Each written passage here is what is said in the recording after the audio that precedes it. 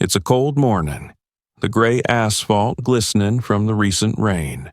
Lieutenant Thomas Carter, a tall, stout man with a hard stare, stands by his patrol car. His day begins boringly, as it always does in this neighborhood. The same familiar stream of faces rushing to work, students with headphones, women with bags. But something catches his attention. On the other side of the street, a girl is walking. Her step is light, her gaze is forward. She's not in a hurry, not hiding, but there's something off about her movements. She's young, early 20s, dark-skinned, stylish clothes and an expensive bag catch his eye. To him, that's already reason enough to be suspicious. I wonder where she gets these things from. The thought flashes through his mind with a hint of disdain. He clutched the walkie-talkie in his hands, squinting his eyes. "Hey, you," he called rudely, crossing the street like a wolf that has found its prey. The girl turns around. Her big brown eyes express surprise, but not fear. She stops slowly, meeting his gaze. "Let me see some ID," Carter said sharply, a note of distaste in his voice. "I beg your pardon?" she asked calmly, but her voice sounds a little strained. "On what grounds?" The question irritates him like the prick of a needle. He's used to submission, especially from someone like her. Carter takes a step closer, towering over her as if trying to overwhelm her with his presence. "Reason? You look suspicious in this neighborhood, that's the basis. Doesn't that make sense?" he says, raising his voice a little. The girl meets his gaze without averting her eyes. Her calmness makes him even angrier. Deep down, Carter realizes that she's not afraid of him, and that annoys him. "I'm just going about my business. If it's a crime, arrest me," she says, her voice sounding confident even though she's clutching her phone. "Oh, you're impertinent, aren't you?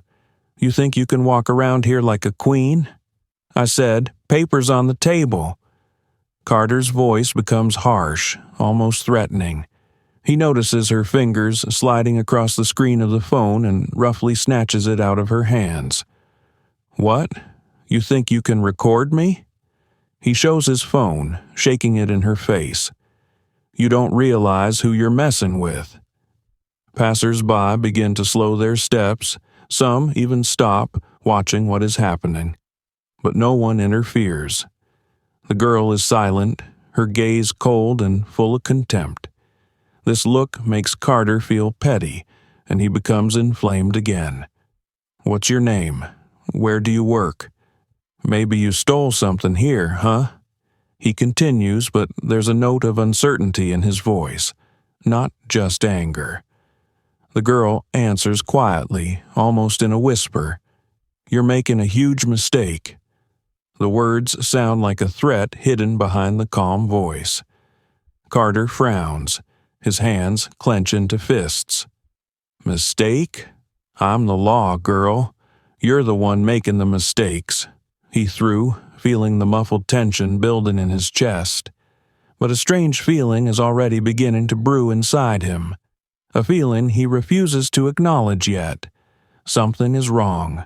Something with this girl. "Look, I'm just going home," she says calmly, raising her hands as if trying to calm the raging beast in front of her.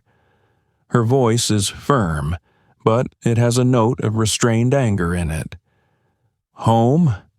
Carter grinned hoarsely, stepping forward sharply. "You expect me to believe you even have a house in a neighborhood like this?" His words, filled with racist overtones, hit like a slap in the face.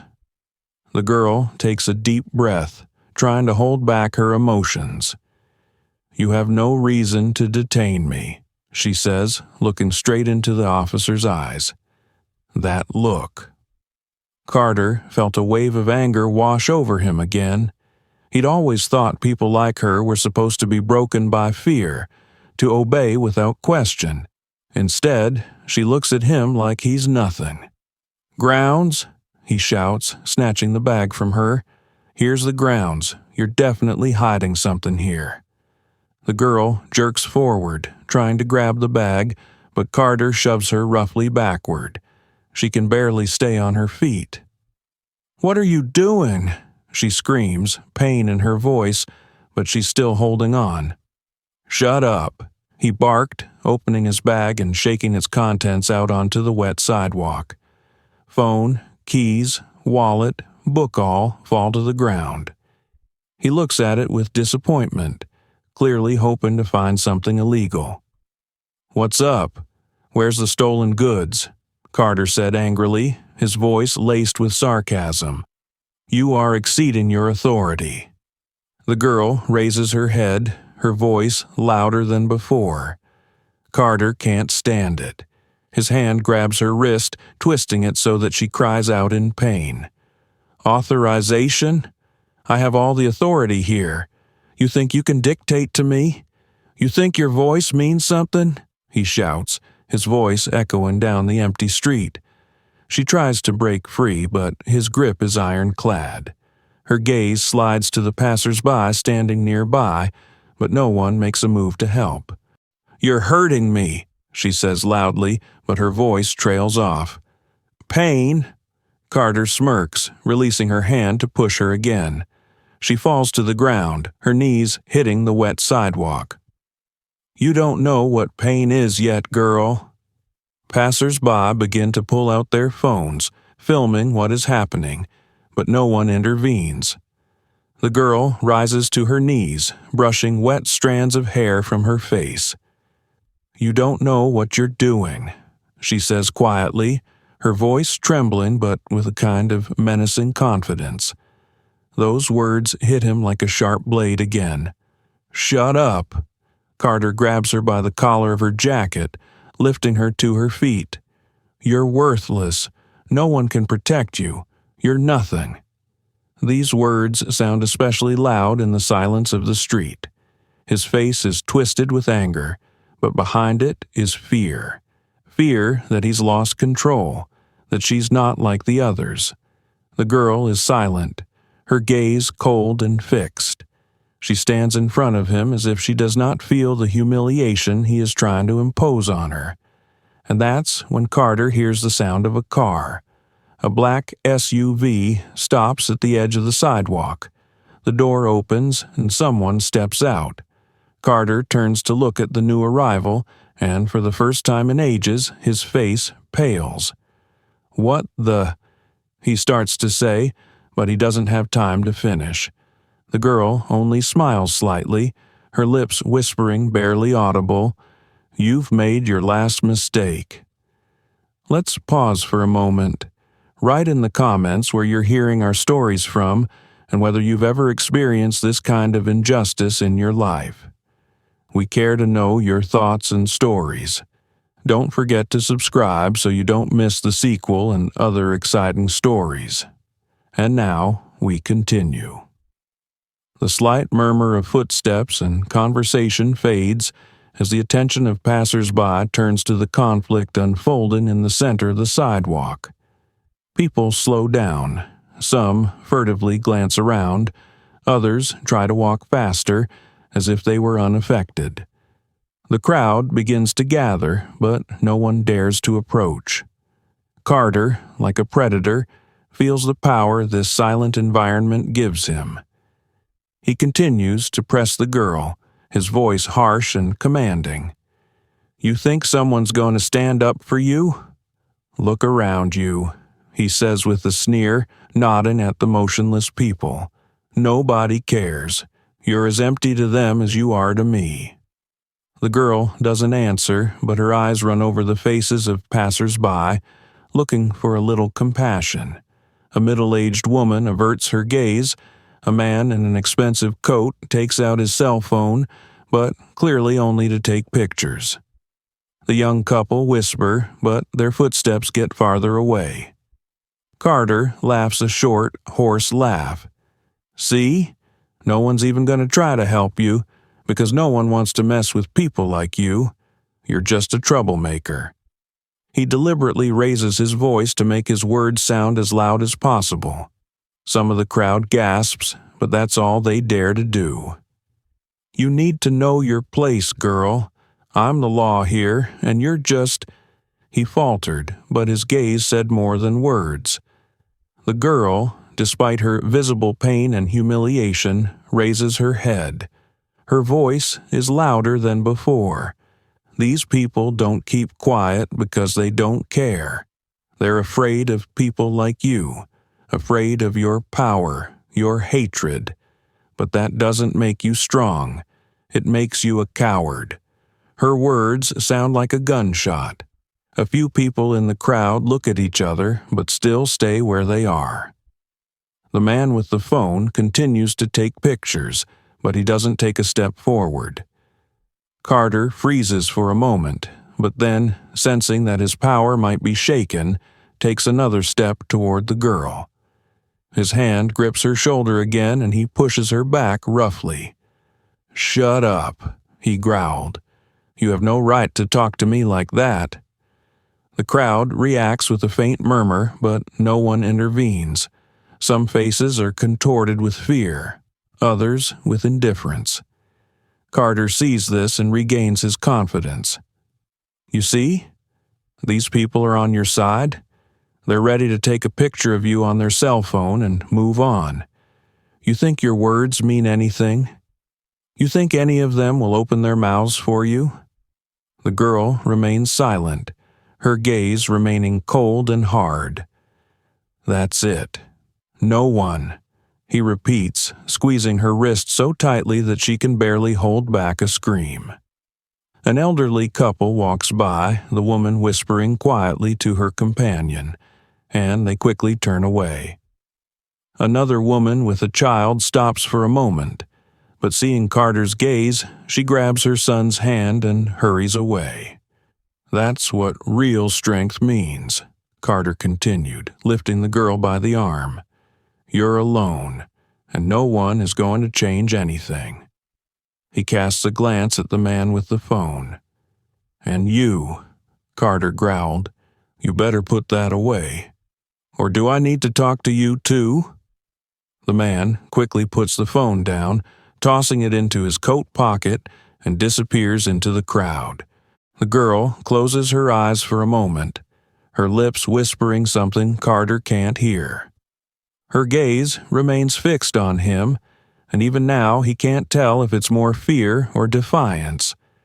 The crowd begins to thin, and people, as if on command, disperse, but no one comes closer. The girl is left alone in the face of indifference and hatred. But, in her eyes, behind all the pain and humiliation, Carter notices something strange, something that makes him feel a subtle pang of doubt. He tries to banish the thought, confident that he's in control. He doesn't know yet that his world is about to fall apart. Carter stood, breathing hard, his fingers still gripping the girl's shoulder. In her eyes he saw not fear, but stubborn determination, and it drove him crazy. She wouldn't break.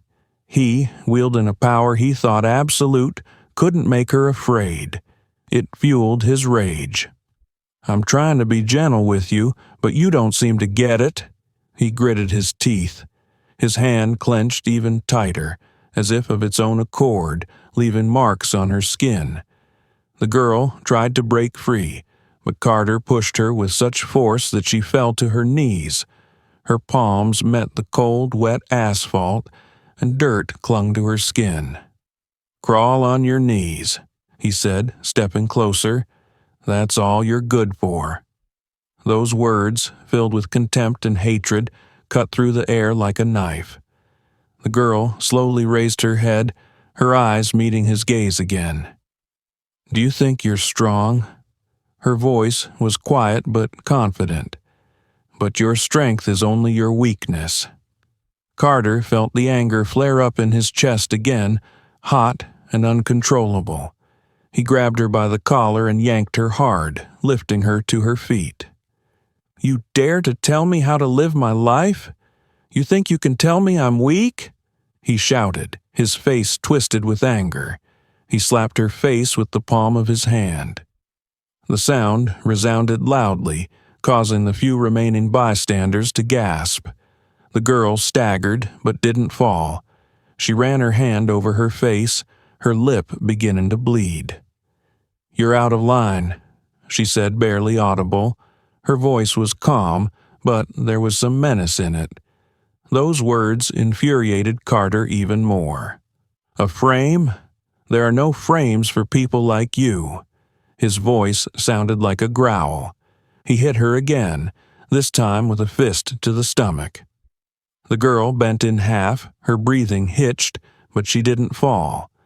Carter shoved her back, and she collapsed to the ground, her shoulder hitting the wet pavement. "Get down!" he shouted, stepping on her arm with his heavy boot. "Did you think you could humiliate me? That you could stand up to me?" Her face was stained with dirt, blood streaming from her busted lip. She lay there, unmoving, but her eyes were still burning. Even in this pose, in this humiliated state, she didn't look broken. "I'm not afraid of you," she said through the pain. Those words felt as if they'd torn through him. He lifted his foot and kicked her in the ribs, feeling her draw in air sharply in pain. "Shut up," he shouted, leaning into her face. "You're nothing. You're just trash I can crush. No one will come after you. No one will stand up for you." The crowd was no longer approaching. People stood at a safe distance, watching the policeman go over the top. One man started filming on his phone again, but with trembling hands. No one dared to come any closer. The girl lay there, her breathing intermittent, but she still looked at him with the same unwavering gaze. "You don't realize you've already lost," she whispered. Her words came out so quietly that Carter froze for a moment, not believing his ears. At that moment, something changed. An engine roared somewhere nearby. He looked back. A black SUV was slowly approaching the sidewalk. Its headlights cut through the gray morning light like sharp blades. Carter released the girl, straightened up, and took a step back, looking at the car. "What the—" he began, but he didn't have time to finish.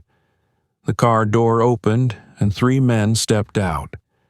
Their silhouettes, clear and confident, approached the scene. Carter felt something cold roll down his back. The girl was lying on the ground, her face still turned toward him. A faint smile appeared on her lips, filled with the promise of retribution. The girl lay on the cold ground, her face covered in dirt, her lips smashed and her breath hitching with every breath. Carter stood over her, his boots still leaving muddy footprints next to her hands. The crowd had almost completely dispersed. The only ones left were those who couldn't take their eyes off the scene, not out of compassion, but out of simple human curiosity. Carter felt victorious. He looked down at the girl as if she were a lifeless object, and his anger gradually turned to smugness. "So, how's it going down there?" His voice was soaked with venomous mockery. "I hope you realize where you belong." She raised her head slowly, her face unruffled despite the pain. Her eyes, filled with anger but without a shadow of fear, met his again. "You're not going to get away with this," she said quietly, her voice sounding like she knew more than Carter could imagine. "You!" He lowered himself to her sharply, grabbing her chin to force her to look directly into his eyes. "You think someone's going to come after you? You think your words mean anything? You're just another girl who decided to play the victim." He released her with such force that she hit the ground again. She coughed, but even then her gaze didn't fade. Suddenly, as if ignoring the pain, she slowly reached into her pocket. Carter noticed the movement and immediately stepped his boot on her wrist. "What? You think you can reach the phone?" he asked, laughing. "You really don't understand what's going on." She remained silent, her face still. Then, when he released the pressure a little, she abruptly pulled the phone out with her other hand. Her movements were unexpectedly quick, despite her condition. "What are you doing?" he asked, but she had already opened the screen. Her fingers quickly pressed a few buttons, and she brought the phone to her ear. Her voice was faint but distinct. "He's already gone too far," she said into the phone. This phrase caught Carter by surprise. He froze for a moment, watching the girl stare into the void, as if knowing that her words were being heard by those who understood their meaning. "Who are you calling?" He snatched the phone out of her hand. He looked at the screen, but there was no number, just a connection icon. "Are you kidding me? You think this is going to impress anyone?" Carter picked up the phone as if about to smash it to the ground, but she did not answer. Her gaze was fixed on him, and there was a strange certainty in it. I said, "Who are you calling?" he yelled, shaking the phone in the air. Instead of answering, the girl lowered her eyes, and a single tear rolled down her cheek. It wasn't a tear of pain or fear. It was more than that. It was as if she was saying, "You've just signed your sentence." Carter, panting with anger, tossed the phone to the sidewalk. He lifted his shoe to crush it, but stopped when he heard a soft beep. The voice that came from the speaker was male, low and cold. "We're on our way," the voice said. Carter froze. He lifted his phone to examine the screen, but the signal was gone. The call ended. He turned slowly back to the girl who was lying on the ground, but now her face no longer expressed anything but calm. "Do you think you scared me?" he muttered, but his voice grew quieter. She didn't answer. Her gaze said more than any words could. Carter felt something cold and heavy begin to press against his chest. At that moment, he heard the sound of approaching cars. Black SUVs were turning onto the empty street, their headlights cutting through the gray light. Carter looked back, his face tense, but he didn't take a step back. He still thought he was in control of the situation. He still didn't realize that he had just opened the door that would be the end of him. A few hours later, the place where the events had unfolded looked deserted. Carter sat in his patrol car, trying to calm his racing heart. He stared up at the dark sky, convincing himself that nothing terrible had happened. The girl had been taken away. The crowd had dispersed. The phone he'd broken was still lying on the sidewalk. Everything was under control, he assured himself. But that sense of control was fragile. He reached for a bottle of water, but didn't have time to take a sip. In the rearview mirror, he noticed movement. The street became noisy. Carter looked up and saw several black SUVs pull up beside his car. Their engines rumbled with a low, rumbling sound, and their headlights stared straight at him like the eyes of predators. His hands trembled slightly, but he quickly hid it behind a facade of confidence. "Who the hell are these people?" he muttered as he got out of the car. The doors of the SUVs opened simultaneously. Men in smart suits and dark coats stepped out of them. Their movements were synchronized, like a group of professionals accustomed to working together. Their faces were serious, cold. They didn't say a word, but their eyes were already fixed on Carter. "What's the matter?" he began, trying to keep his voice firm. "Is this some kind of misunderstanding?" One of the men, tall, with graying temples, approached him, pulling an ID card from an inside pocket. A name was written on it, but Carter didn't have time to read it. One word was enough for him. "Federal office," the man said. His voice was steady, but there was an undercurrent of menace in it. "FBI?" Carter raised his eyebrows, trying to hide the sudden surge of panic. "What do you want?" The man didn't answer right away. He looked at Carter carefully, then looked around at the place where it had happened. His gaze lingered on the dirty sidewalk, on the remains of the phone that lay by the curb, and on the traces of blood. "Are you Thomas Carter?" he asked, though his tone made it clear that he already knew the answer. "Yeah, that's me." Carter straightened up, trying to look confident. "What's up?" "You picked up a girl this morning. She's black, young. We'd like to hear your side of the story." "My detention was justified," Carter answered too quickly. "She was acting suspicious, resisting. I was just doing my job." The man tilted his head slightly, as if studying his reaction. "Doing your job?" he repeated slowly. Curious choice of words. Carter felt the tension building. His confidence began to crack. "If you want to talk about it, call my supervisor," he said, taking a step back. "You have no right to ask me questions without a lawyer."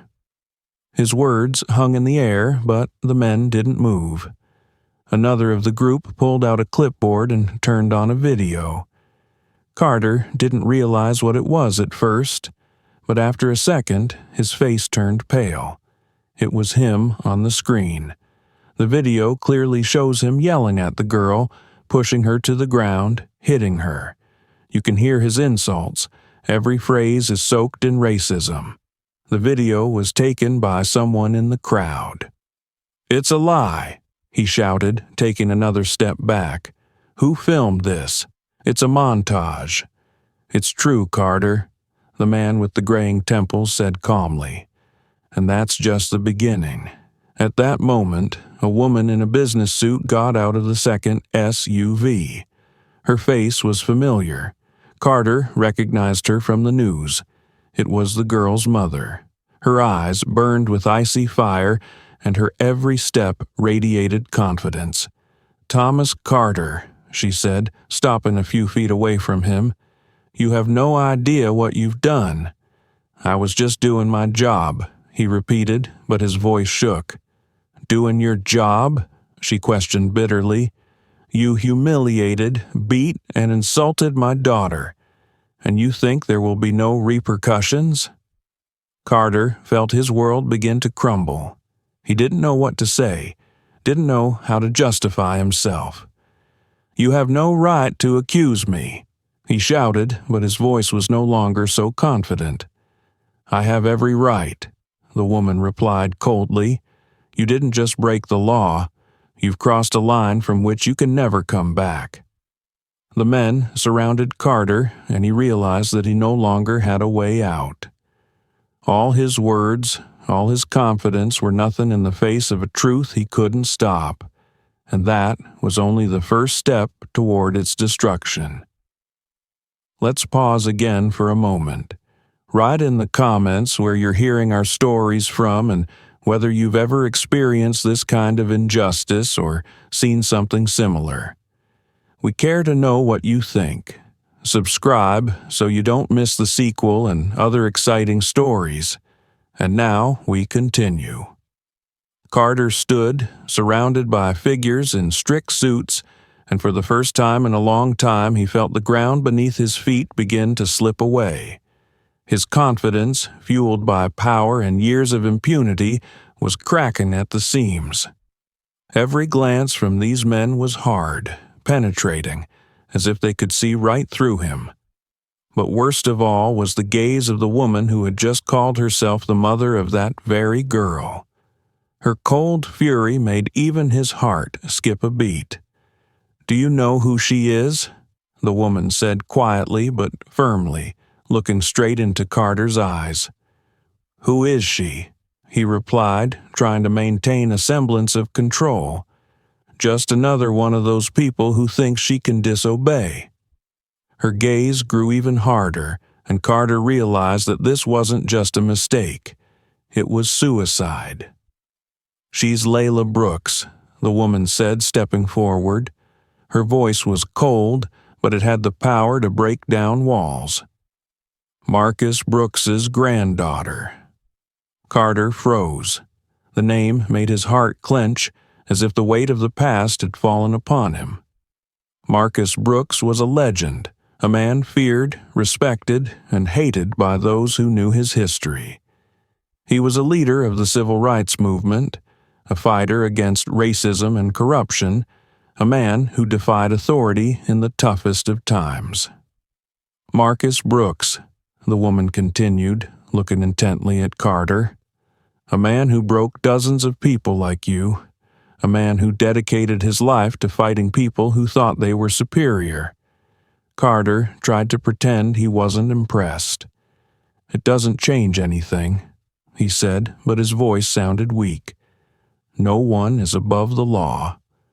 The woman grinned, but her smile had nothing to do with joy. "The law?" she interjected. "You have the nerve to talk about the law after what you've done?" She turned to the men behind her and nodded. One of them walked over to her and handed her a clipboard. She turned on the video the witnesses had taken on it and held it up so Carter could see. There he was on the screen, pushing the girl to the ground, shouting derogatory words, hitting her. His voice was loud and clear.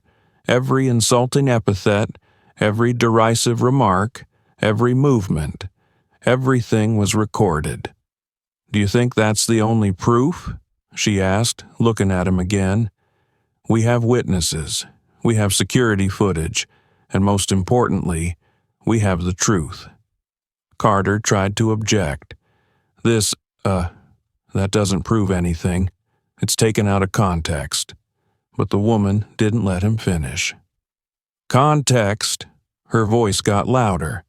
"The context is that you thought you could do whatever you wanted to my daughter because she's black. You thought it would stay in the shadows. But you were wrong, Carter." She took another step toward him, her face so close he could feel the coldness of her breath. "You have no idea who you attacked," she said. "You touched a family that didn't just survive people like you. We've destroyed people like you." Carter felt a chill run down his back. His whole body tensed, but he didn't know what to do. His usual methods weren't working anymore. "You don't understand who I am," he began, but she interrupted him. "We know exactly who you are," she said. "You think your badge makes you untouchable? You think the system will protect you?" She turned back to the others. "We've already turned over all the evidence.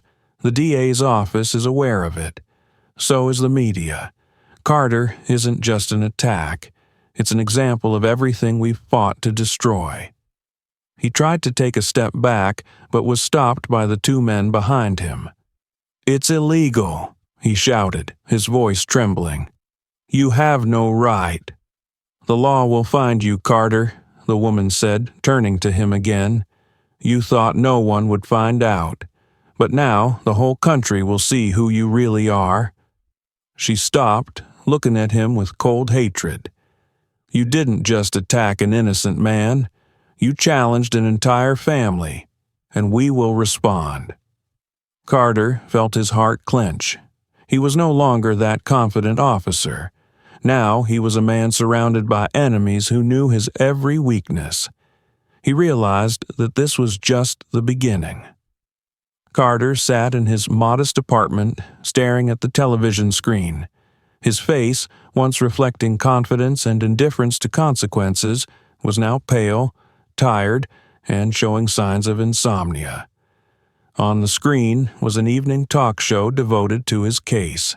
Every word of the host sounded like a sentence. "The city's police force faced another scandal today," said the announcer's confident voice.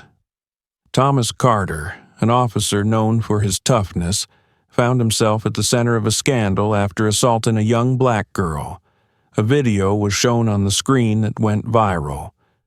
Carter's face twisted with anger, his rough movements, punches, humiliation.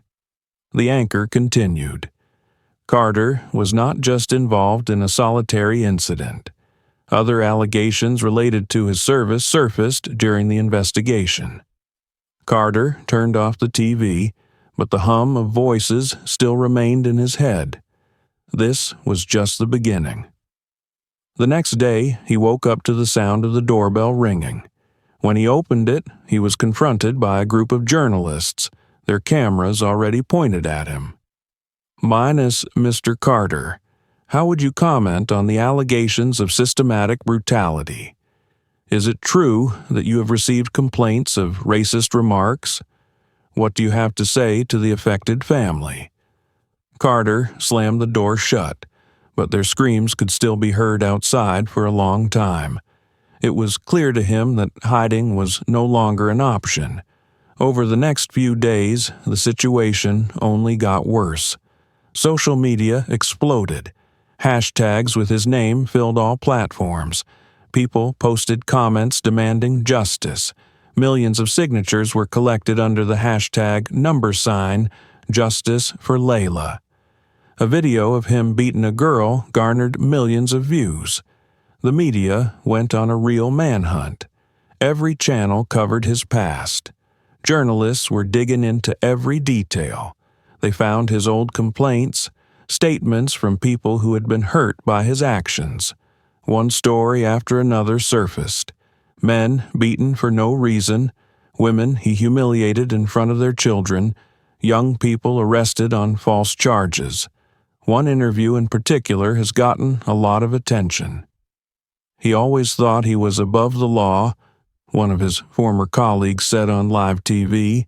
We saw what he was doing, but no one wanted to mess with him. He was supported from the top. But that's all changed now. Layla's family raised a national uproar. The family's lawyers spoke at press conferences where every detail was made public. Layla, dressed in an austere suit, spoke with restraint, but her every word hit the mark. "I'm not the first to face this attitude," she said in an interview, "but I hope I will be the last." Her words became a slogan for thousands of activists who began taking to the streets to demand police reforms. Meanwhile, a real storm was brewing in the police department. Carter realized that no one was going to defend him. His superiors issued an official statement condemning his actions. "We are conducting an internal investigation," said the police commissioner. "We will not tolerate this kind of behavior in our department." His former colleagues began to distance themselves from him. "We didn't know he was capable of this," one of them said, though Carter knew it was a lie. It all came crashing down when an audit of his finances began. Journalists found records of suspicious transfers, large sums that Carter received from dubious sources. Families of other victims began filing class action lawsuits. Each new accusation was like another nail in the lid of his professional coffin. Carter became increasingly withdrawn. His phone was ringing off the hook, but it wasn't friends or supportive co-workers. It was threats. People were texting him, blaming him for ruined lives, promising that he would get what he deserved. At some point, Carter realized all was lost. One day, sitting in his apartment, he turned on the television and saw Marcus Brooks, Layla's grandfather. The elderly man, whose face was familiar to everyone in the country, spoke calmly, but there was incredible power in his voice. "Carter is not just one man. He is a symbol of a system that has ignored injustice for too long. We will get justice, not just for Layla, but for all those who have suffered at the hands of men like him." Those words were the final blow. Carter realized that his name would now be synonymous with everything people hate. He had become an example to fight the system. He couldn't sleep anymore. Every knock at the door made him flinch. It seemed to him that every person on the street looked at him with contempt. He had lost his job, his respect, and even his hope. And that was just the beginning of his payback. Thomas Carter opened his eyes at dawn. and the first thing he heard was the rustling of newspapers left at his door. He knew he shouldn't open it, shouldn't read it, but it had become routine. Every day he looked through the articles like a masochist craving pain. He walked to the door, swung it open, and grabbed a fresh stack. On the first page was the headline in bold letters, "Carter, the face of racist brutality. Who's next?" His picture was placed next to a description of his crimes. The newspaper not only repeated old accusations, but also published new testimonies from people who claimed to have suffered at his hands. With each article, his name became dirtier and dirtier. When he left the house to buy groceries, people recognized him. No one dared to get too close, but their looks said it all. A woman in line behind him slipped out of the store without even waiting for her purchase. The man said loudly, "There he is, that monster. Stay away from him." Carter tried to pretend he hadn't heard. He grabbed his grocery bag and hurried home, feeling dozens of eyes on his back. Carter always thought he could rely on his family, but that turned out to be an illusion. His wife, Sarah, simply packed up and left one day, taking the children with her. She left a note on the kitchen table. "Thomas, I can't take it anymore. You've ruined everything we had. I care about the children and their future. I'm sorry, but we can't be around you anymore." Those words hit harder than any of the reports. He sat at the kitchen table, note in hand, not knowing where to go now. His brother, who had always supported him, stopped answering the phone. His parents refused to let him into the house, saying through a closed door, "We don't want anything to do with you anymore." Whereas Carter had once felt part of the brotherhood of the police, that brotherhood had now cut him out of its ranks. "You set us all up," one of his former partners said when Carter tried to call him. "You know what now? We lose credibility because of you. None of us want to mess with that." When Carter tried to come to the department to talk to his superiors, he received a cold reception. Everyone turned away as if he didn't exist. A young officer at the entrance said with disdain, "You're no longer welcome here." Every day, protesters gathered under the windows of his house. They held placards, "Justice for Layla," "Carter to jail," "Racism will not go unanswered." They shouted his name, waved their phones, recording his every move. Several times they threw eggs at the windows of his apartment. One night, Carter heard a loud rumble. When he looked out the window, he saw that someone had painted the word "monster" on his car. His phone was ringing off the hook, not from support, from threats. People were saying that he should be behind bars, that he would be punished. "You're going to pay for everything you've done," the voice in the phone said before disconnecting. Carter decided he had to address the community. He contacted a journalist and agreed to an interview. He hoped to be able to explain his actions, to restore a small part of his reputation. When the camera turned on, he tried to look confident. "I was just doing my job," he began. "I never overstepped my authority. This whole thing is a witch hunt." But the presenter interrupted him. "Your job? Is beating up an innocent girl on the street part of your job? Threats, humiliation? Is that part of your job?" Carter fell silent. He had nothing to say. He felt his words sinking under the weight of the evidence, which sounded too loud to ignore. There were thousands of comments on the internet after the interview. "He's not even remorseful. This man is not worthy of even a shadow of sympathy." It's time Carter learned what it's like to be at the bottom. His apartment became a prison. He could no longer go out without fear of being recognized or attacked. Food was running out. Money was disappearing. He turned on the television only to hear his name continue to be branded. Eventually, Carter realized that he had become an outcast. No one listened to him anymore. No one believed him. No one wanted to be around him. His world had shrunk to 4 walls and the sound of protests outside his window. But he didn't yet know that the real payback was just beginning.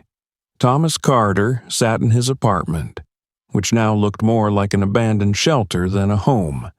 Empty food boxes were piled in the kitchen, the curtains remained closed, and the air was heavy, as if the walls had absorbed his despair. Outside the window, the distant shouts of protesters could still be heard, their voices blending into a rumble that never left him, day or night. His phone was silent. No one else called, not even with threats. This time, the silence was even worse than the calls. It was absolute, all-consuming, as if the whole world had turned away from him, erasing his existence from its memory. Carter spent days in reflection. He tried to justify his actions, convincing himself that he was just doing his job, that Layla was defiant and deserved his aggression. But every time he closed his eyes, her face rose before him. Her look, her words. "You've made your last mistake." Those words echoed in his head. He began to realize that the girl had never been afraid of him. Even on the ground, beaten, humiliated, she was stronger than he was. That thought was destroying him. He turned on the TV, hoping to distract himself, but instead he stumbled into another newscast. The screen showed Layla again. She was standing in front of a huge crowd holding a microphone. Her face was serious, her voice firm. "This case is not just my story," she said. "It is the story of many who have suffered bias, hatred, and injustice. But we will no longer remain silent."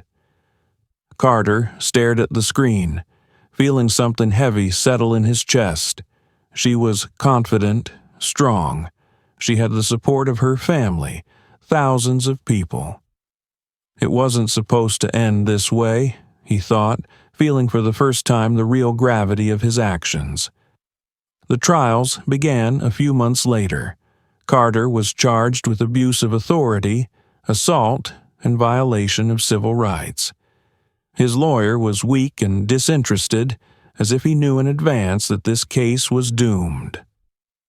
At the first session, the hall was packed. Journalists, activists, spectators, everyone wanted to see Carter face the consequences. They tried to make him apologize, but he couldn't utter a word. Layla spoke again. Her voice sounded calm, but each word was like a blow. "We don't want revenge," she said. "We want justice, and not just for me, but for everyone who has been hurt by men like him."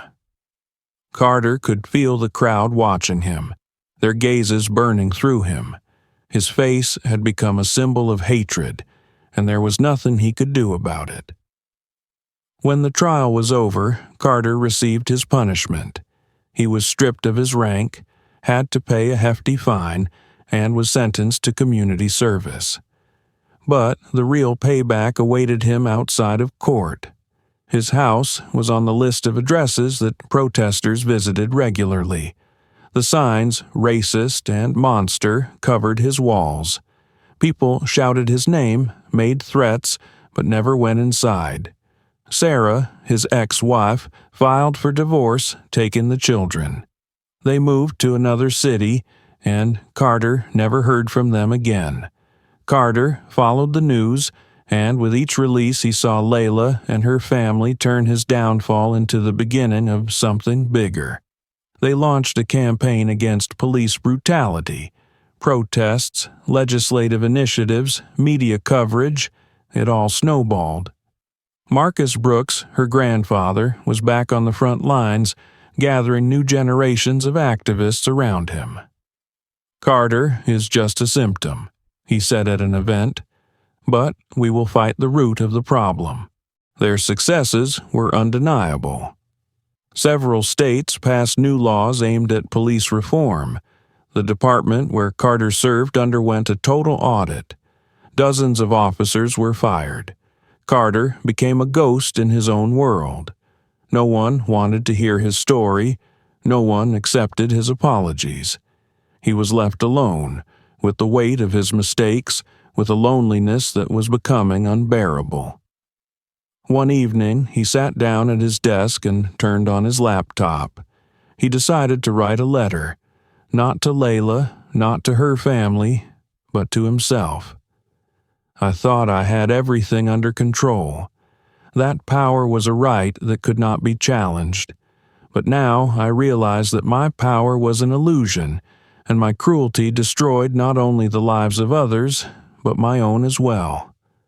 He froze, his fingers hovering over the keyboard. He knew there was nothing he could do about it. The next day, his apartment was empty. No one noticed his disappearance. No one was looking for him. But beyond these walls, the struggle his sacrifice had started continued, and its fire burned ever brighter, erasing the memory of those who tried to put it out. Write in the comments what you think about this story. Have you experienced racism or injustice in your life? Your opinions and stories are very important to us. We value each and every one of you and are grateful to have you with us. Don't forget to subscribe to the channel and give us a like if this story touched you. We wish you a good day and justice in your life.